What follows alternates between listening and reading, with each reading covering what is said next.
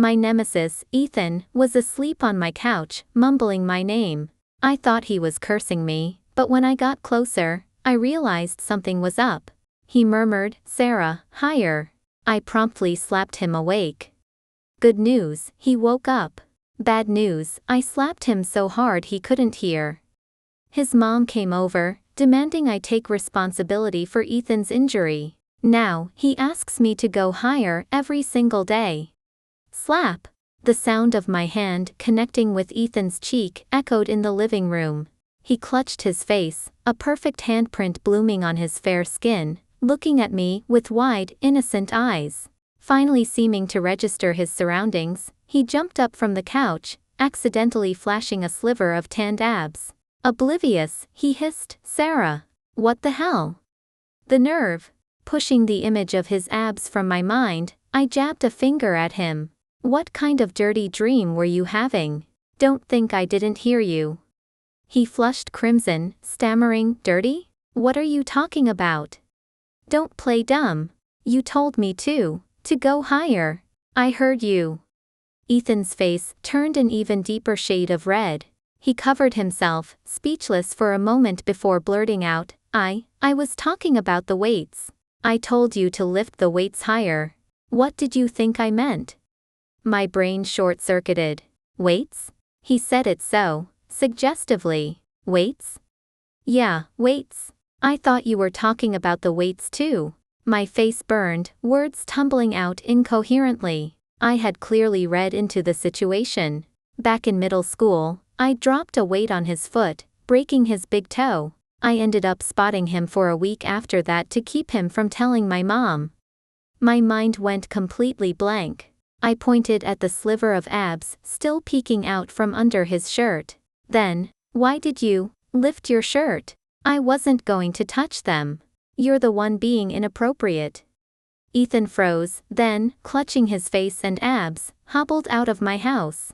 As the words left my mouth, I wanted to crawl into a hole and die.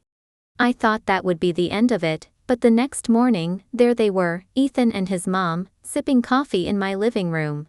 Before I could escape back upstairs, my mom's voice boomed, "Sarah, get down here." Mortified, I shuffled into the living room, avoiding Ethan's gaze. His cheek was still swollen, my handiwork. His mom took a sip of coffee, her face grim. "I'm not one to make a fuss over kids' squabbles, but my son now has hearing loss. I need an explanation." My blood ran cold. Hearing loss? I looked at my hand, the culprit of this disaster. My mom discreetly pinched my thigh, making me yelp before awkwardly settling back down. Ethan winced. His mom continued, her voice rising, "My son can't hear. The Shen family deserves compensation." My mom's glare could cut glass. "My daughter has basically ruined your son's life. He's not even married yet.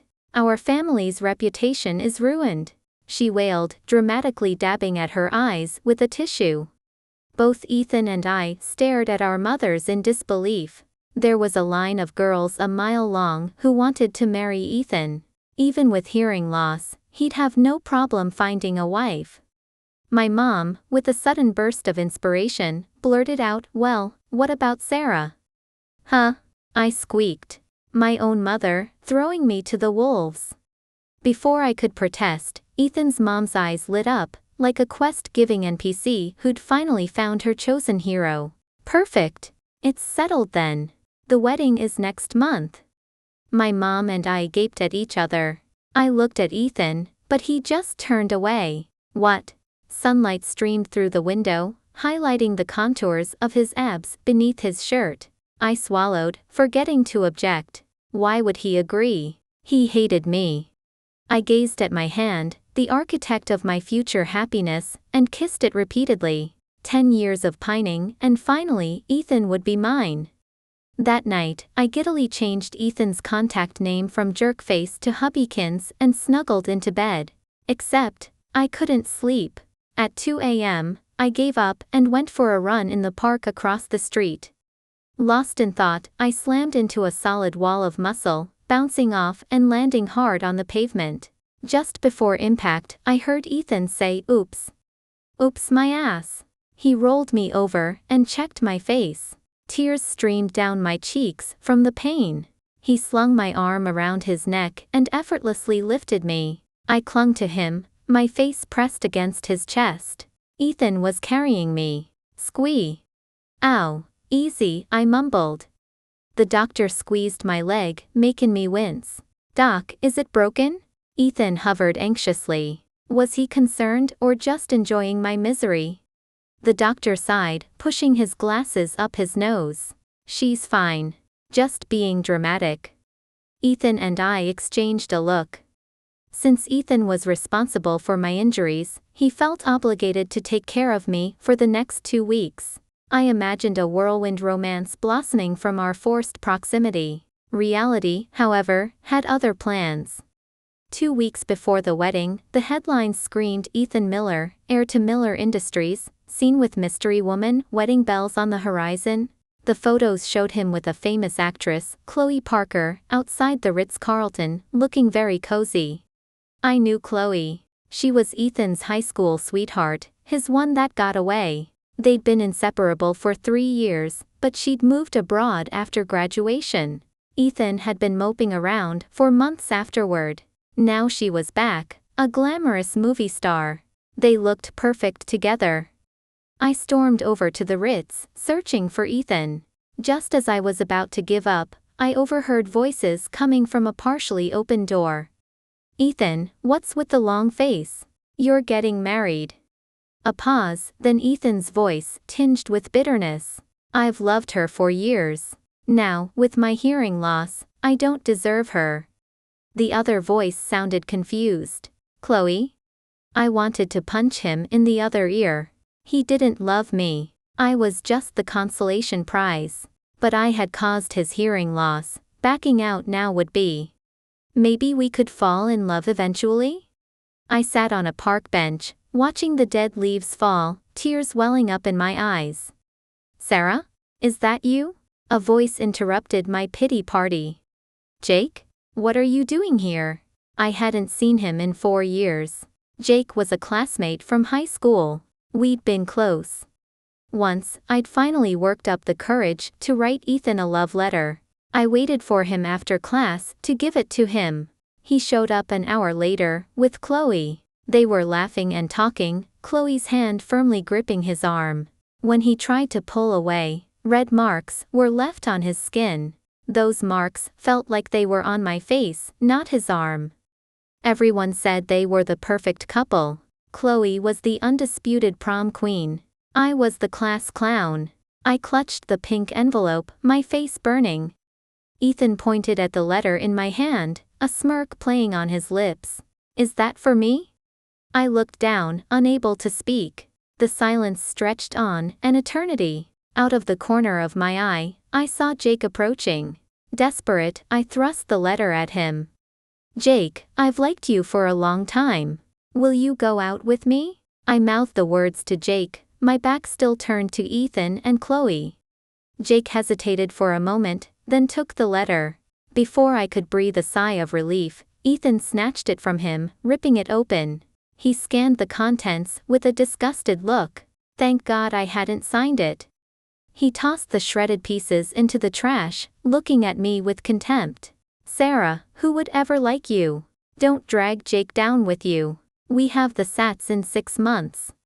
Tears streamed down my face. I pointed at him, my voice shaking. I don't like you.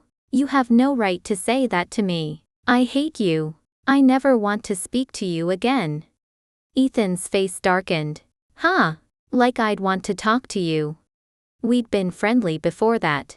Afterward, we became sworn enemies, trading insults whenever we crossed paths. I didn't really hate him, but he definitely hated me. As usual, after an Ethan-Chloe sighting, I ended up at the same bar with Jake. He ordered my usual cocktail. Rough day? Ethan again? He knew about my crush. I drunkenly confessed years ago. I laughed weakly. You got me. Halfway through my drink, Ethan appeared in the doorway. He was as handsome as ever, but his outfit was interesting. A dark green baseball cap, a light green V-neck sweater, green slacks, even green shoes. He looked like a sentient stalk of celery.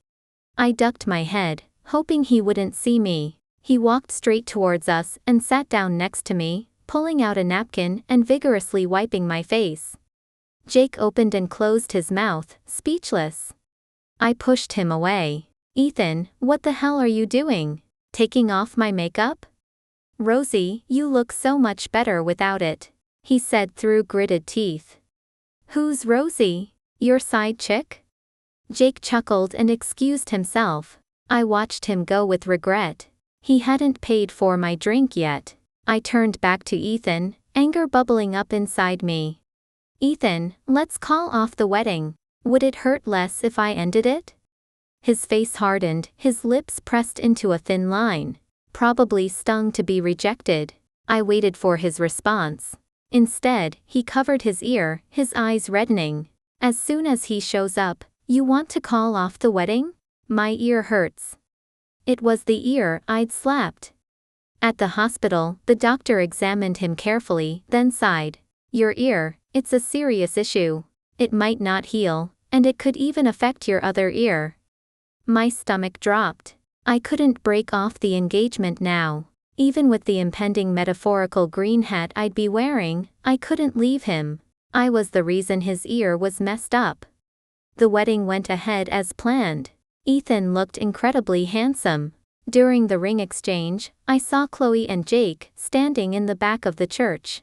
As Ethan slid the ring onto my finger, his hand trembled slightly. I glanced at Chloe. The ring was beautiful, so beautiful it brought tears to my eyes. Ethan's eyes were also red, fixed on Chloe. Was he crying because he felt he didn't deserve her, that he was stuck marrying me because of his ear? I couldn't bear to think about it. That night, Ethan left on a business trip. He didn't come home for 2 months. He was in the same city as Chloe. Drinking was my only solace. One night, after a particularly heavy session, I ran into Jake again. He put his arm around me without a word, and took me to a hotel, ordering me some soup before leaving. I woke up at 1 p.m. the next day, my eyes puffy and sore. I ordered takeout. When I opened the door to get it, the smell of cigarette smoke hit me. Ethan stood there, eyes bloodshot, a cigarette dangling between his fingers. I didn't know why he was there, but I invited him in, out of politeness. When did you get back? I asked, setting the table. 6 a.m. What a long flight. 6. I blinked. You've been here since 6 this morning? Waiting for me? He nodded. I was completely baffled. I handed him chopsticks and a bowl of rice. Have some food. This spicy fish is amazing. He didn't take the chopsticks. Cheaters always crave fish, he sneered. I shoved the chopsticks into his hand. Says the pot to the kettle. He swatted the chopsticks away, gripping my shoulders. Did you sleep with Jake? You're my wife, not his. Have you thought about how this makes me feel? I exploded. He was the one sneaking around with Chloe, and he had the audacity to question me? Ethan, if you're still drunk, I'll sober you up. I dumped the spicy fish on him. He didn't even flinch. While he was in the shower, a small, red box slipped out of his jacket pocket. I opened it. Inside was a breathtaking ruby necklace. I gulped. Was it for me? A few days later, I saw Chloe wearing the necklace at a red carpet event. Why was my face burning? Had someone slapped me? That night, I bought 20 necklaces. He could buy her jewelry. I could buy myself 20. I posted pictures of all the necklaces on Instagram. Jake commented, "Damn, Sarah, living large." I replied, "You know it. When I'm rich, I'm buying you whatever you want." Jake, girl, your husband's gonna kill me. That night, Ethan came home. I was watching TV when I felt a chill on my neck. He loosened his tie, tossing his jacket onto a chair. It wasn't even hot.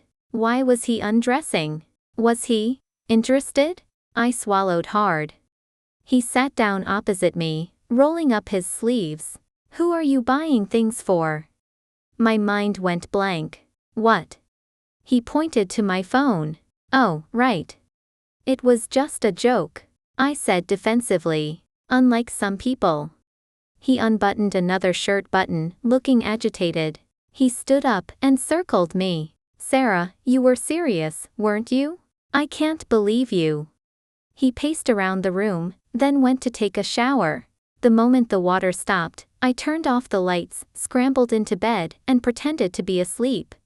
I heard him chuckle softly. He turned up the thermostat, then the sound of his towel hitting the floor. He slipped into bed beside me, his arm snaking around my waist, pulling me close. It was the first time we'd shared a bed, and it felt strange. His breathing evened out. He was asleep. I cautiously reached out and touched his abs. His skin was warm. Suddenly, his breathing stopped. I could hear his heart beating faster. I hadn't had time to pull my hand away before he grabbed it. Luckily, he didn't wake up. I woke up pressed against him. He looked so peaceful sleeping. I couldn't resist tracing the bridge of his nose. Suddenly, his hand tightened around mine, and his eyes snapped open. I yanked my hand back, but he held on tight. How about you buy me things? I'm in great shape and I'm free. He took my hand and ran it over his chest, his abs, and lower. As if to prove his point, I felt a reaction. My brain exploded in fireworks. In your dreams. I'll consider it, if you pay me, I retorted. He immediately transferred a 7-figure sum to my account. I stared at the notification, then at him, intrigued. He got up, grabbed his jacket, and handed me the red box. It was the necklace. I don't want Chloe's sloppy seconds. I threw the necklace at him and stormed out. 6. I sat on a park bench, playing a claw machine, failing for the 54th time. Frustrated, I threw my phone. A yelp pierced the air. Did I hit a kid? No, not a kid. Ethan. I picked up my phone and turned to leave. He was crouched on the ground, clutching his nose and ear, blood on his hands. Honey, my ear and nose really hurt, he mumbled. At the hospital, the doctor gave me a withering look. Young lady, domestic violence is not okay. You've broken your husband's nose. Ethan chimed in, and she made me deaf in one ear. I wanted the earth to swallow me whole. Outside the hospital, I sighed. Ethan, you're so fragile. He leaned down, looking at me intently. Only for you. Huh? I preferred him, not fragile. He pulled out the necklace again and fastened it around my neck. This isn't a hand-me-down. It's a family heirloom, passed down from my grandmother to my mother. I showed him the picture of Chloe, but she was wearing it. You gave it to her, and she didn't want it, so you gave it to me. Hers was a fake, he explained. A fake? Seriously? A list actress Chloe Parker wears fake jewelry? Do you think I'm stupid? I don't care. I don't want it. If she'd worn it, I didn't want it. Ethan held the necklace in his hand, looking utterly dejected. Sarah, do you hate me that much? I didn't answer. I didn't want to lie. The next day, I took Ethan and Jake to see the specialist Jake had recommended. The doctor examined Ethan thoroughly, then looked puzzled. Your ears. They're perfectly healthy. You shouldn't have any hearing problems. Ethan rolled his eyes. Are you sure you're a doctor? I can't hear anything in my right ear. Jake grabbed his hand. Ethan, don't talk to the doctor like that. Ethan ignored him and stormed out. Not wanting to leave Jake hanging, I invited him and Dr. Hughes to lunch across the street. Suddenly, it started pouring. People scurried for cover. Except for one idiot, standing in the rain, staring at the restaurant. I squinted. It was Ethan. He was such an idiot. Standing in the rain. I forgot I didn't have an umbrella and ran out, pulling him back into the hospital lobby. Why do you care? You don't want me anymore, he grumbled, water dripping from his hair. I wiped his face with a damp tissue. You're going to get sick. Even if your ear gets fixed, you'll be drooling all over the place. He pulled me close, his hand on the back of my neck. Before I knew what was happening, his lips were on mine. He kissed me deeply, passionately, leaving me breathless. When he finally pulled away, I saw Jake and Dr. Hughes watching us, smirking. I need to go. Lie down. My face was on fire.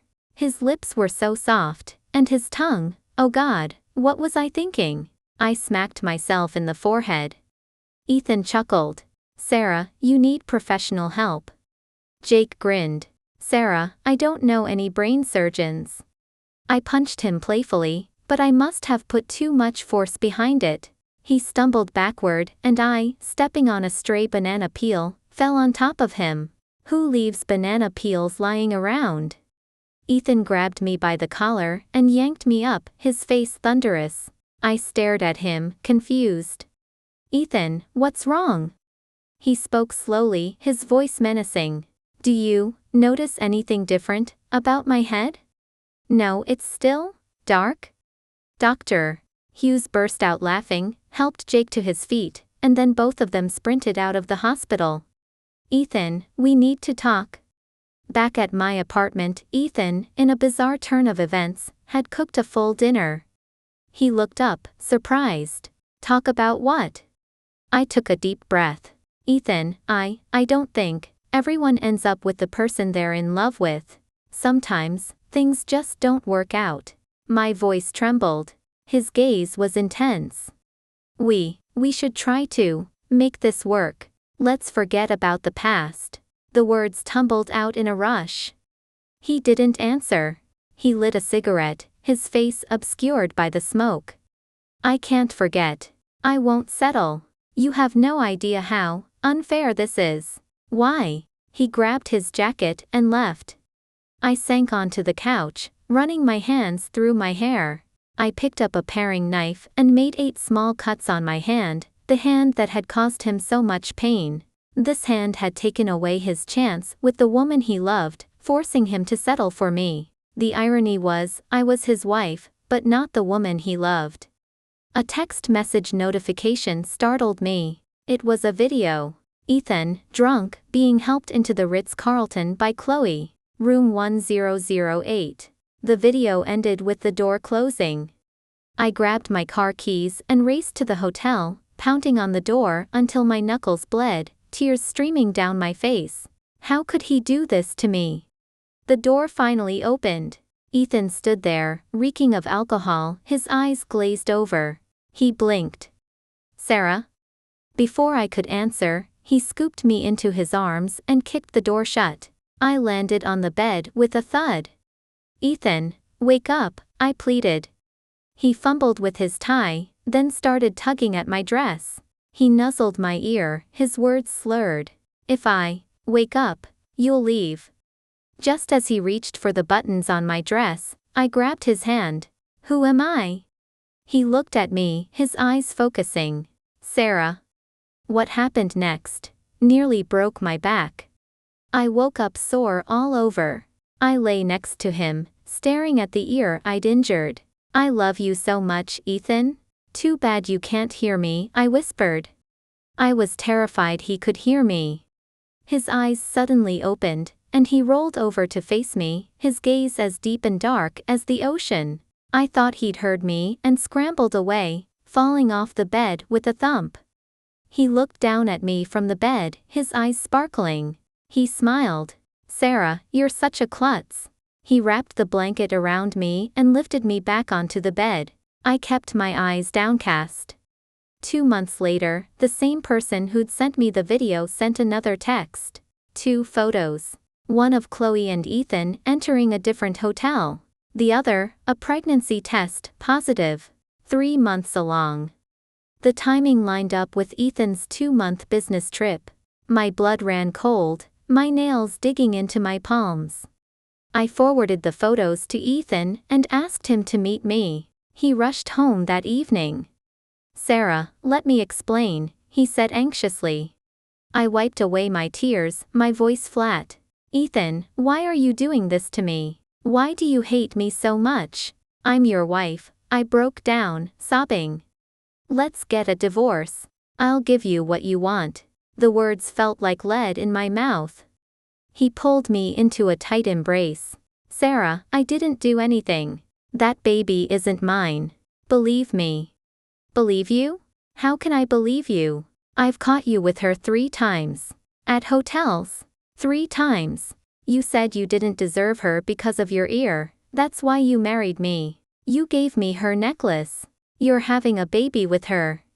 His grip tightened. I struggled to break free. Sarah, you said you loved me. I heard you. You don't want me anymore? My mind reeled. I pushed him away, a surge of strength coursing through me. Ethan, you lied. You can hear perfectly well. Was it fun playing me for a fool? He looked desperate. Sarah, you said you'd divorce me if my hearing came back. I was scared to tell you.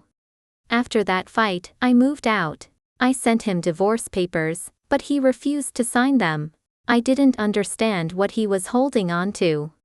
Maybe it was the stress, but I started feeling nauseous. A trip to the doctor revealed the devastating truth: I was pregnant. 2 months. How ironic. I was his wife, yet my baby was a month younger than Chloe's. I wanted an abortion, but the doctor said it was too risky for me. I sat in the hospital, clutching the ultrasound picture, tears silently rolling down my cheeks. I wanted to tell Ethan. I opened his chat window, but there was a new message. He'd signed the divorce papers.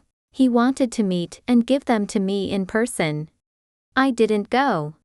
A failed marriage and a fatherless child were my only souvenirs from this disaster. I couldn't tell my parents about the pregnancy or the divorce, so I went abroad. 8 months later, Oliver was born. He was the spitting image of Ethan.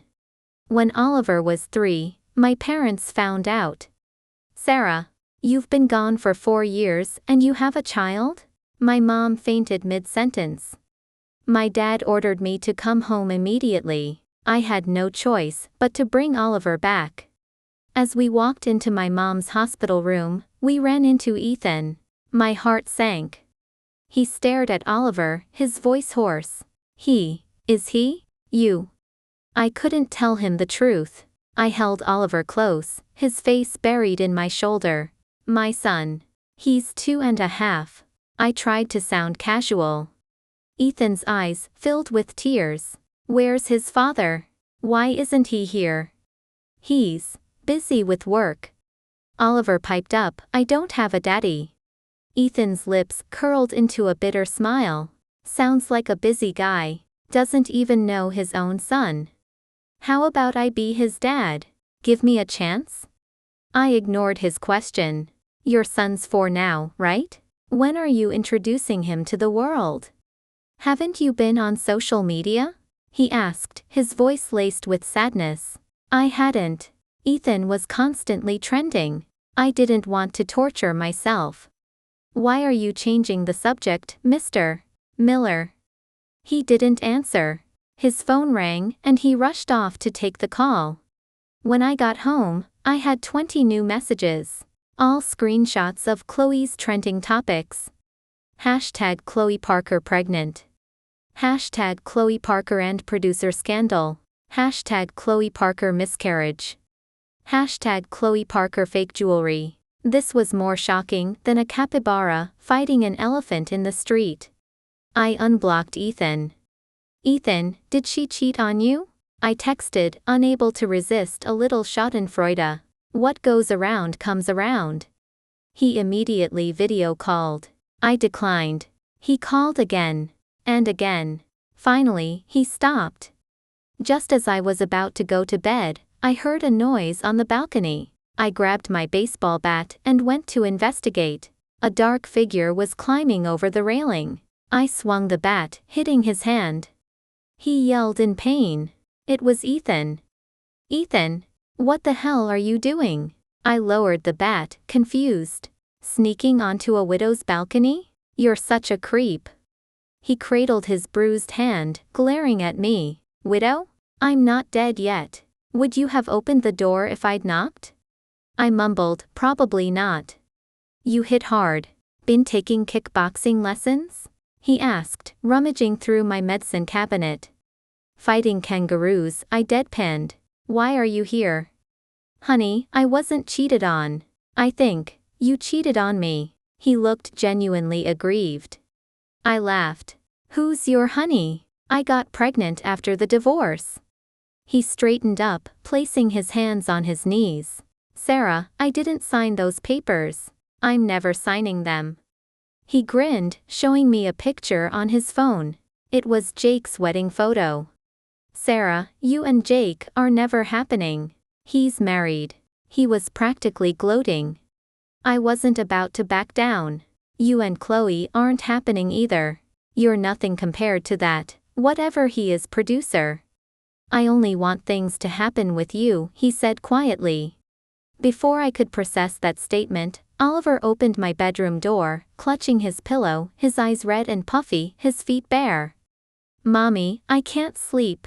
Can I sleep with you? He froze when he saw Ethan, dropping his pillow. Mommy, why do you have such a big son? He asked after a long pause. Ethan picked Oliver up and sat on the couch with him. Hey, kiddo, I'm your dad. He squeezed Oliver's cheek affectionately. Oliver looked at me, then back at Ethan. But Mommy said Daddy had an affair and got beaten to death by a kangaroo.